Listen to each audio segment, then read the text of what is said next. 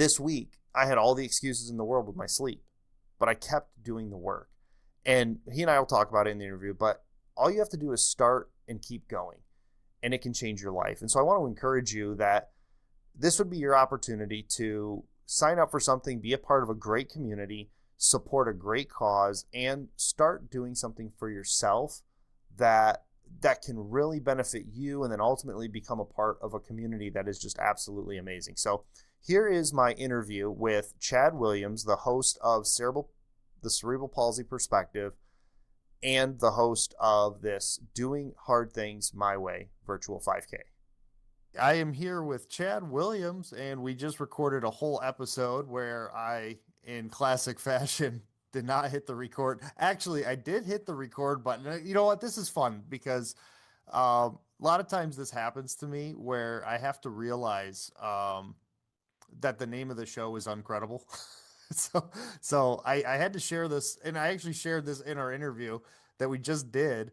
But another thing I learned from that Buffalo Marathon was, as I'm walking past these people with this quad problem I had, I realized that I had never noticed those people. And so I had to go, you know what? I'm not the fastest racer here.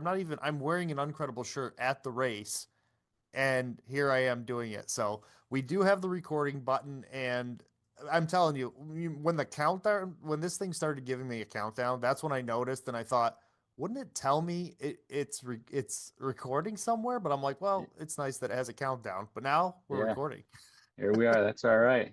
So I wanted to let's start. I decided we'll just start at the end, work our way back. Let's start with the race that you have coming up, because I'm really excited about it. And I didn't get a chance to say I am going to participate in the virtual event.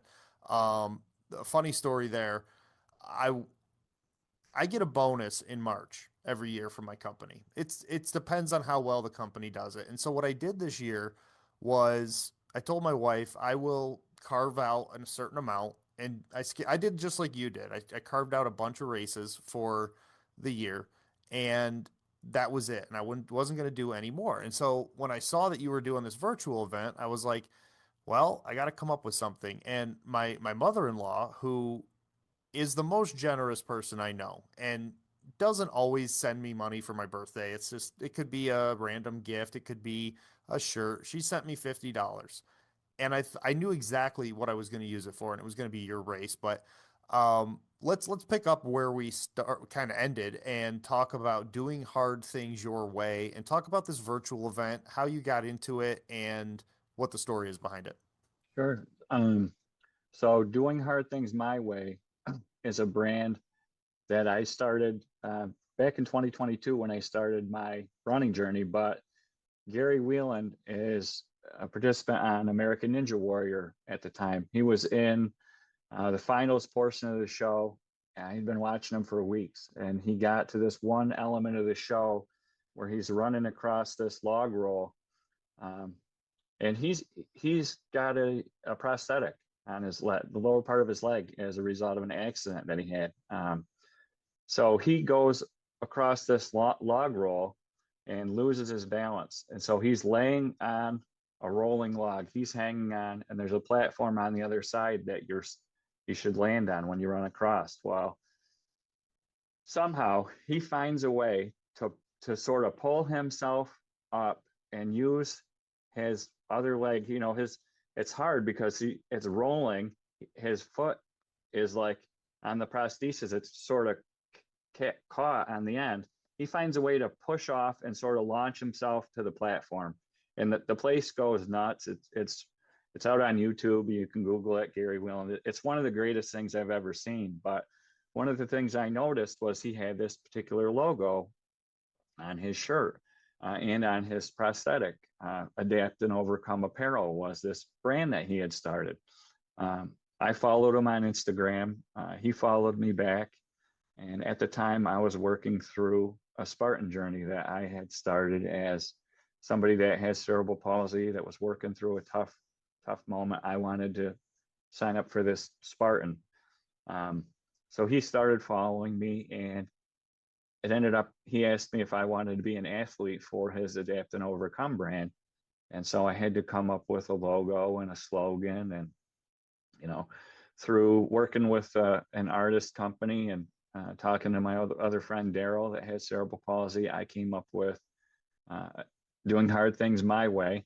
And that ended up being a slogan and a brand through Gary Whelan's Adapt and Overcome product line. And so that's how the Doing Hard Things My Way brand started. And then through all the support that I've received on my running journey and conversations that I've had with, parents of the cerebral palsy community and other individuals with cerebral palsy, and then just other people that are working through their own hard things, I wanted to expand on that. And so last year was the first ever Doing Hard Things My Way 5K, and it's a virtual event. And the basis is it provides an opportunity for anyone to be able to participate. You don't have to run. You can walk, you can jog, you can roll, you can show up, however it works for you, in an environment where you're comfortable with your friends or your family, your coworkers. You can organize it however you would like.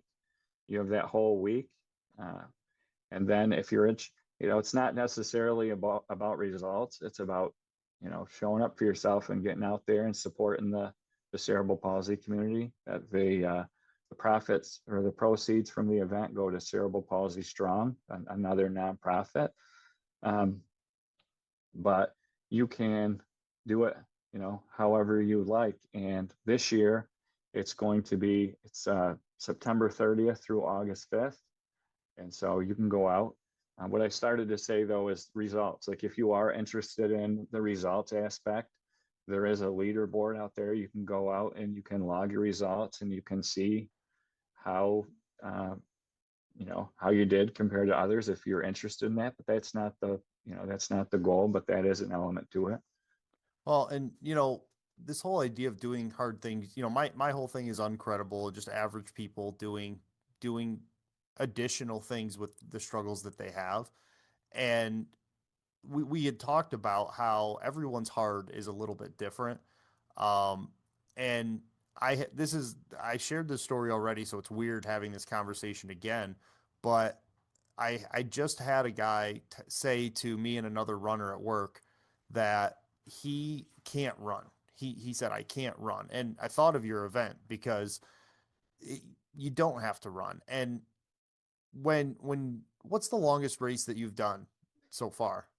When I went through my Spartan journey,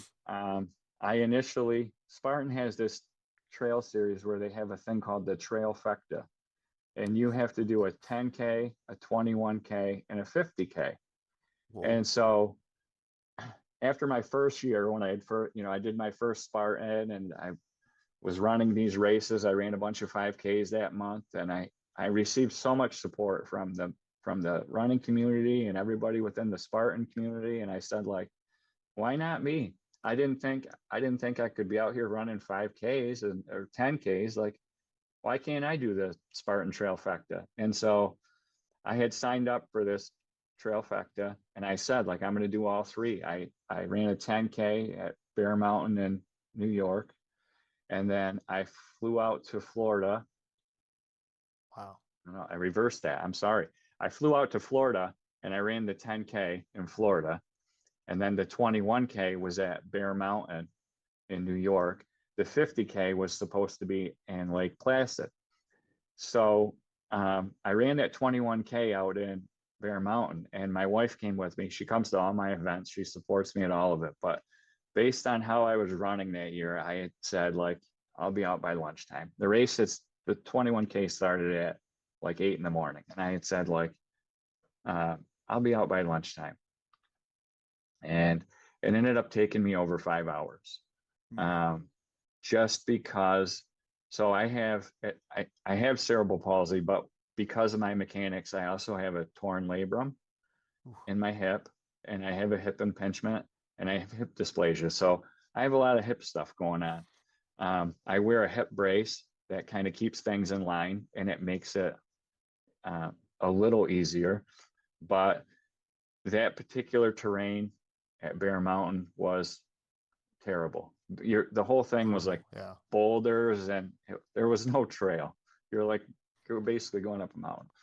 All these younger guys are like zipping across, jumping stone to stone, and I'm like, how are these guys not turning an ankle?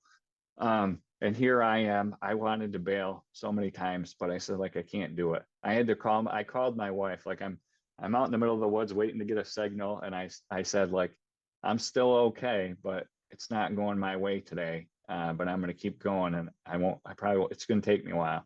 It took me over 5 hours. I had a lot of pain that day. And that's actually when I went to the doctor after that to say, like, I know I have all these things, but why so much pain? Um, and that's when I found out that I actually did have the torn labrum. So I don't do trail races anymore. I was lucky enough to do six, six Spartan races, and I'm so grateful for that, and I love them all. But after that, I said, like, let me just try road. I want to continue to run, but I got to do what's best for me and what allows me to, Yeah. be out here long term. And so I switched to just strictly road races. In terms of a road race, my longest is a 10K. Okay. That's for me, that's a point where, like, I love doing 5Ks because I feel like I'm doing something that's hard for me. And when Yeah. I'm done, I feel good and I'm not too beat up. I can recover fairly quick. When I do a 10K, it takes a decent amount out of me, but it's still, I'm able to do it. So 10K is my longest now. Um, So yeah, the reason I asked that is because like when we're those of us in the running community, we look at 5K, 10K, 3 miles, 6 miles. If you go half marathons or marathon, like for me, the way you just described the 5 to 10K, I feel like I'm in that space with half marathon to marathon. Like I feel really like I can do a half marathon fast, like in my mind fast. But when I get into this marathon distance, it just keeps reminding me that, and it's like, but what I mean to say here is that those distances for the average person, not even with any condition, to say let's go run a mile is impossible. And yeah, so like this virtual event that you're putting on, just being able to complete 3 miles or 3.1, whatever the 5K official distance is, that could be one of those accomplishments. We talked about getting into running, and that could be one of those accomplishments that get you started on this road to running. I know for me, like I started running on my own for health. And yeah, then this coworker of mine who's 67, well, he was 66 at the time, he said, "Have you ever thought about running a half marathon?" And I didn't know, I had no running, this was last year. I had no running knowledge. I didn't know what he meant. And he said it was 13 miles. And I was like, "Oh, I've run a couple teners, on my practice runs. So sure." So I was like, "But I don't really want to pay to do that. And I don't really want to do it." And then he said, "Well, why don't you do the local 5K?" And I said, "Okay, yeah, I could do that. That's right up the road." I think it was $25. You get a shirt, and that particular event supported a local running group. So I went and did it, and I remember finishing, and I wasn't going to win. I wasn't running for speed. I just wanted to do a race and do the bib. And I remember at the end, this was such a small town thing that the prizes were like pies and cookies. yeah, And I remember walking away thinking it would be kind of nice to get a medal, but that specific race kicked off this series of like doing the races where for me, I probably would have quit running last year if I hadn't had that motivation. And this race could be that for somebody else. It could be that first accomplishment. yeah. I think that's part of it, really. For me, when I decided to do this, the first Spartan, I was working through a hard moment that I wanted to sort of pull myself out of, and I had signed up for this Spartan and worked with a trainer, but I wasn't a runner before that, and I was lifting weights and working with a trainer, but so the obstacle part was fine. But then he's like, it's a Spartan, but it's a 5K, so you got to run. And so we did some like running around the streets around the gym, but I said, like, let me just sign up for a 5K. But knowing that my mechanics are different, knowing that I run a little differently than maybe somebody else, I was nervous to do that. Like it's it can be hard for somebody to put themselves out there to sign up for an event where there is that big crowd of people, and you maybe worry in the back of your mind like how you're going to be perceived. There may, there's some doubt there. And so I signed up for this 5K anyway to get ready for the Spartan, and it was one of the best things I ever did for myself. The community was so supportive, and they were just amazing, and that ended up being like the launch pad into my whole running journey. I continued to do 5Ks every month from there, but I needed that first one. And so you're right. Maybe this can be that first one for somebody where they do have maybe a little doubt, or they're nervous about trying, and this is their opportunity. And that's one of the things about it. It was created so that everybody can have a chance, regardless of what you're working through. It You can do it your way. And so Yeah, I I love hope. it. Yeah. It's a great first step for people, and it supports a good cause, which, um, you know, we talked about doing hard things your way happens to be with cerebral palsy. That's your challenge. And but you talked about how running kind of got you out of a bad place, just the exercise of running without races involved. And we can't downplay the advantages. That's been my story too. I was 247 pounds, sleep apnea, depressed, working nights, and I said I had to walk. I got to walk. And I had shared with you that that's kind of how I ended up in the Winter Warrior race, because when I first started, I started in the dead of winter, and my hard at that time was walk 1 mile in the snow. That was what was hard for me. And every time I went out there to walk, it was like I accomplished something, and it was hard. Nobody else walks in the winter. And I kind of lost that for over the course of like 5 or 6 years. And so the whole reason I ran in the winter was just to get that back. Um, but running has its benefits for us as individuals, and you specifically kind of talk about how it helps you, because you'd shared that it if you don't use it, you lose it. Absolutely, yeah. So the whole reason this journey started was with COVID. I had been working out with a trainer, lifting weights and things. And then when COVID happened and gym shut down, I wasn't doing anything. I was working from home. So it's like, get out of bed, get over to the computer, work, go back. And I got into this really bad place where everything got extremely tight. It was hard to get out of bed. My wife's helped me out of bed, which is, terrible.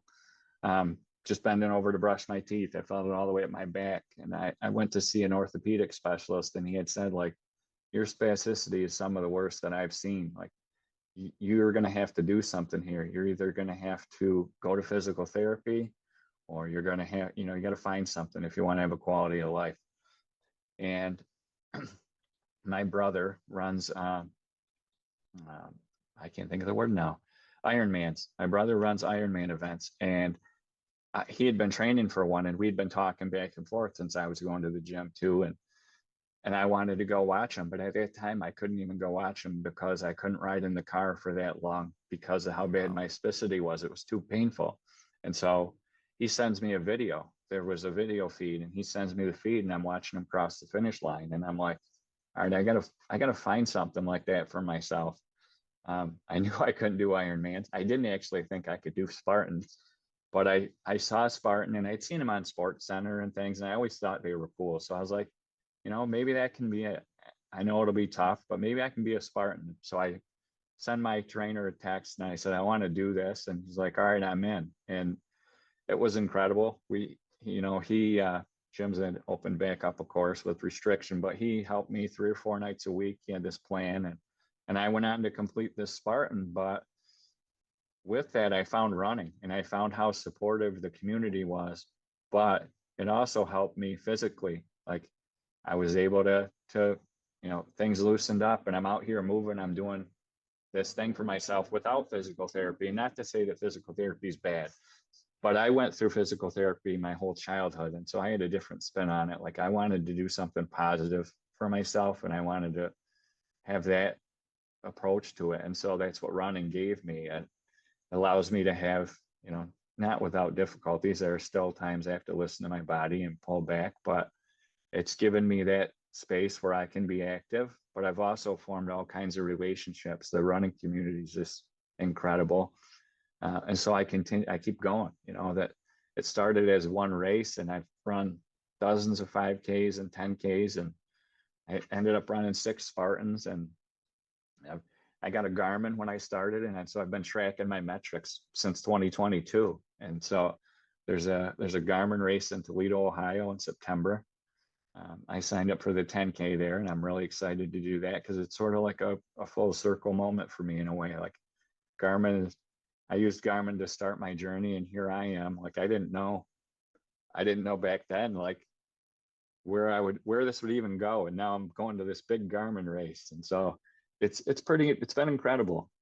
Yeah, it's crazy how, you mentioned the running community, and that's what brought you and me together in a sense. And I mean, not in a sense, in reality, because for me personally, this has been a one, just me, myself, and I kind of a journey. And the Winter Warrior for me was kind of like a challenge to myself. I didn't know anybody up in Rochester. I remember my son and I drove up there.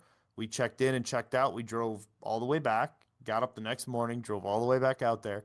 Didn't know a soul. There was actually one lady on Instagram. I can't remember her tag. I still follow her from Threads as well. She had said she was going to run it, and I remember texting her afterwards and saying, "Hey, I looked for you, but when you don't know somebody, you don't know somebody." And I had seen you running in that race and had no idea about your condition. And then I don't know if we connected because I saw you, or we were connected prior, but roundabout you end up sending me that picture, and that was in a private, it was kind of like a private group, and I would Yeah. never have known about that. And that's how you and I connected. And this whole running community is something that it's hard to describe until you show up to a race and really embrace it. And Instagram's great. It's wild. Like the connection that you made with me and to Daryl, and him and I doing the podcasting thing. I was like, well, I never really got a chance to talk to Chad. Yeah. Yeah, it's been, there's so many great elements to it, but yeah, that Winter Warrior, and I usually don't run in the winter. I usually pack things up in October, and because the cold weather can be harder for me. So this year I told myself, like, I'm going to try to run through the cold and see what that's like. And I bought a bunch of cold weather running gear and signed up for that Winter Warrior. That was my first one. And I had made a reel or shared some pictures, and I had tagged, like, hashtag Winter Warrior, tagged Fleet Feet or something along those lines. And you had reached out first and said, like, hey, I saw you out there today, and you offered me some encouragement. And then I'm part of a Facebook group for Fleet Feet too. They had a smaller private group where they shared a bunch of pictures, and I said, hey, I'm looking through them to find myself, and I'm like, this is that guy that had just reached out to me and told me nice job and things like that. So I sent you the picture, and we followed in each other since then. And that's sort of the big picture of the running community for me. I've found that, like, throughout the whole thing, and that's what keeps me going back. You'll be out here running this race with complete strangers, people you've never met, and here they are, like, cheering you on and giving you a pat on the back, and you're doing the same for them. And they're, in some sense, they can be more supportive than some people you've known your whole life. And and So uh, true. and I didn't expect that going in. I thought, like, geez, I hope they're not. I expected, like, I hope they're not critical or judgmental, or those were some of my own fears, just my own issue. But it was the complete opposite of that. So supportive and welcoming and encouraging, and that's one of my favorite things about the running community. That's why I continue to do these things. And Yeah, you can't understate that. And I remember specifically at that particular event, I was blown away at the people supporting it. They're volunteers. Like I wrote a whole article, and I spent a whole podcast talking about their volunteers, because we're out there running. And I think it was around 22 degrees that day. oh, yeah, It was freezing. And I heard that that's not the worst one they've ever had in terms of temperature. And though we're running, so we get the benefit of the movement heat. those poor Yeah, volunteers are just there. I don't know if did you ever see the kid that was giving out the high fives? yeah. I had to give him one. I'm like, I got to Me give this too. guy a high five. He was, yeah, My whole story about that is I got my sub 2 hour, which I was chasing, but my favorite part of that race was at the very end, I had to do 4 laps to get the half marathon. yeah, And I had to give him the fourth one. And there was this lady who was like kind of racing me, but not. She kept slowing down and speeding up. And I had to like slow down so that I could, because I could have passed her, but if I did it, the timing would have been right when I get my high five.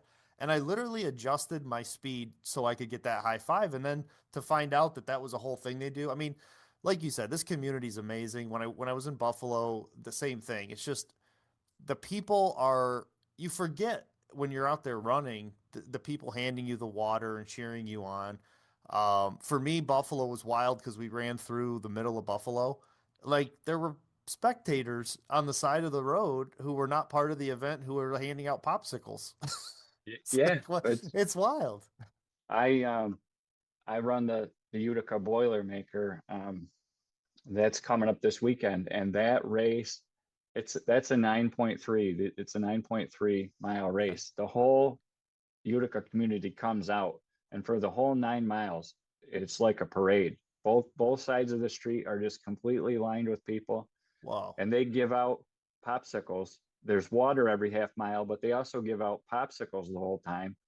There's porch parties and bands and things. It's incredible. That's wild. I did that 2 years in a row, and this year, through sharing my story and all the different things I've done, I actually have led a group of employees through a training program, Oh, that's and awesome. they're going to run the 15K version of it this weekend, and I'm running the 5K, but I'm holding the finish line tape for the 15K, which is Nice. like going to be pretty amazing. I'm really looking forward to that experience. But that when you talk about the community and the way that they come out, I think of that race too, because it's the first time I did that. I'd never seen anything like that. Like the whole community literally comes out to support the runners. It's It's special. Yeah, it really is. And like we've already talked about the Instagram community and all that.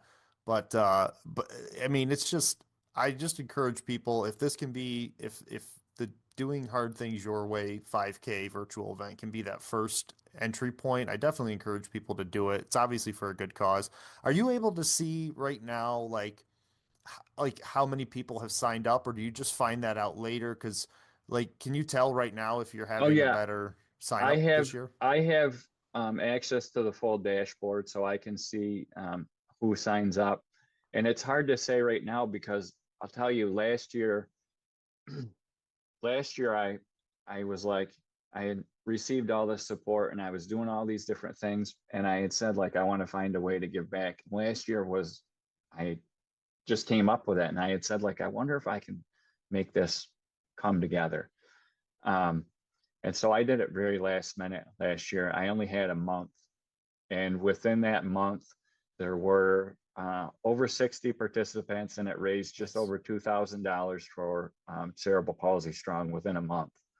Um, this year, we started much earlier. I reached out and said, like, I want to bring this back. I want to see what we can continue to do, how we can continue to give back and encourage people to get out there and show up. And so it's hard to tell right now because this year it's going to be August 30th through September 5th. So there's a much larger window. Last Yeah. year, the whole thing came together literally in a month.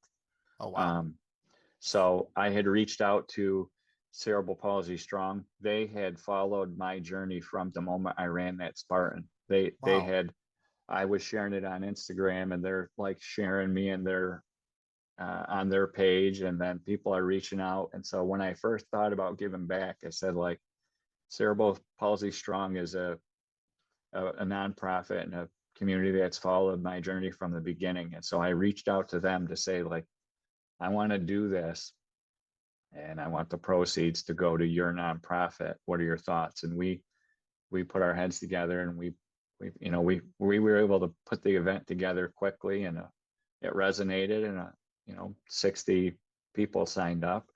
but with more time this year and some, different elements to it. We're hoping that it'll be, bigger this year. And from there, it's hard to say what'll happen. I'm going to continue to do what I can to support and encourage others and put the message out there. And I hope it'll continue to grow. But we're very early in the process, I'd say, compared to what we did last year with putting it together. So Well, hopefully, I, I, hopefully it'll. I, I hope we can spread the word on it. I'm excited about it. Like I said, I'm going to participate in it as well. The timing for me is quite perfect because my next marathon is I've got a marathon and a 10K back to back. It's not my wisest life choice, but that's what's happening. I'm doing two races in Ohio, a marathon followed by the 10K, and that'll be August. The 10K is August 2nd, and then I have from there until October, the end of October, for training and recovery. And this race falls right in the middle. So going out there and being able to throw that in there is going to be quite perfect for me time wise. So I'm going to be pushing it. I appreciate what you're doing with it. You and Daryl have been, we talk about the running community, and I forget that we're both a part of it too. And so, you two are really pushing it, and I love what you guys do with cerebral palsy. And I'm it's I look at it and I want people, and I think you're the same way. I want people to look in the mirror, and I've heard Daryl say things like this too, and say, I can do more. It doesn't have to be as good as someone else, but it can be more for yourself. Yeah, So, absolutely. and I think challenging people to do that, and anything that's better than yesterday is fantastic. So, Yeah, just finding ways to show up for yourself, and so many things can blossom from just that one moment. I when I signed up for that race back in 2022, I was like, I'm just going to do this for myself. I need to show up for myself and sort of find my way back. And now I'm here with so many things that I would have never seen. You know, it would have been it would have been so easy to probably just fold. yeah. You know, I could have just said like I can't get out of bed. I got this ailment and that ailment, and this sucks, and that's just what it is, and that's what it's going to be. And and I probably wouldn't have got a lot of flack for it, right? They would have just said, he's got this that he's working through, and that they just working Yeah. through. But then I took that one step, and now this whole thing has unfolded from that. And so, you find it within yourself to just show up one time, and who knows what comes from it. Yeah. Yeah. One thing I've been saying a lot, and maybe I'll make a shirt or maybe someone else can, but I keep coming back to start and keep going. And Yeah. if you can do those two things, it doesn't matter if it's running, your goals in life or whatever. That's the whole that's the whole thing. And that's how you get there. So I appreciate you coming back on a second time. Um, this is No, it's all right. when I messaged you after it cut off the last time, I was like, this is July 4th weekend. I was like, we nailed it. It was a really good episode, but I guess in the grand scheme of things, in order to keep it uncredible, we had to do it Yeah. again. And I like the way that this went because I got to talk to you a little bit longer, and just appreciate it that you came on. You are my first actual guest. My son was the first one. So thanks for coming on. We're gonna get your message out there. Any last words? This thing, I gave you the countdown last time. I've got 4 minutes according to the rules of Microsoft. I appreciate your support with the event, and just your support as somebody that's out in the running community. That means a lot. That helps me push forward. You see these messages come in, like I share a run, and then, you know, you get all these different messages and all this encouragement, and it makes it a lot of fun. So I appreciate that. And I appreciate you participating in and sharing the 5K. It's meaningful, and you're doing a lot of great things out there too. So I would just say, continue to do hard things your own way, with all the things that you're working on. And thanks for the platform that you're creating to give others a chance to come on and share their story. Yep, I appreciate it, and we'll end it there. Again, thanks for coming on. I'll put all your links in the show notes so people can check that out. Thank you. No quit, no quit, no quit.